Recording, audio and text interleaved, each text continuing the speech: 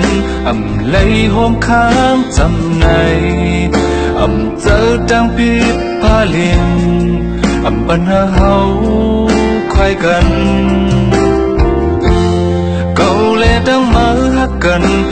chừng đi nhớ mai nàn giờ đang biết có lời bên nhon cầu đang một càng giờ ăn mơ mong quay năn bên nằm cầu lát gió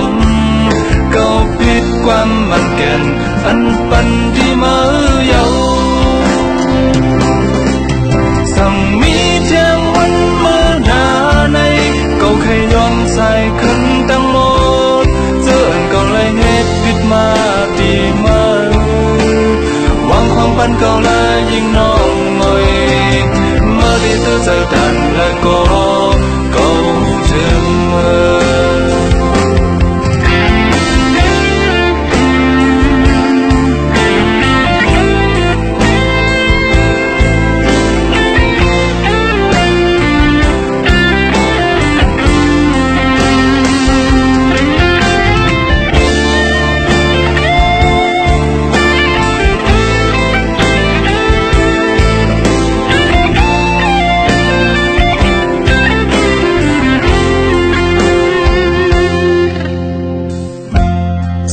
xiên tăng hấp há sòng khùn leo lu băng đẹp dài cậu bên quân có ăn sang dưỡng hao sòng bong hao thuốc khoai cần cậu lệ tăng mơ hát cần chừng đi nhớ mai năn giờ trang phít có lời bên nhon cậu trắng một càng giờ ăn mơ mong quay năn bên nắng cầu lát gió cầu biết qua màn kèn ăn bần đi mơ dâu rằng mi theo vẫn mơ nà này cầu khê nhon dài cơn tăng một giờ ăn cầu lấy hết biết mà nở mơ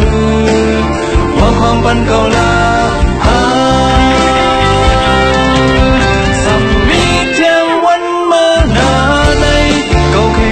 dài khấn tăng một giờ ăn cầu lại hết biết mà đi mơ quang khoang phân cầu lại những nong ngồi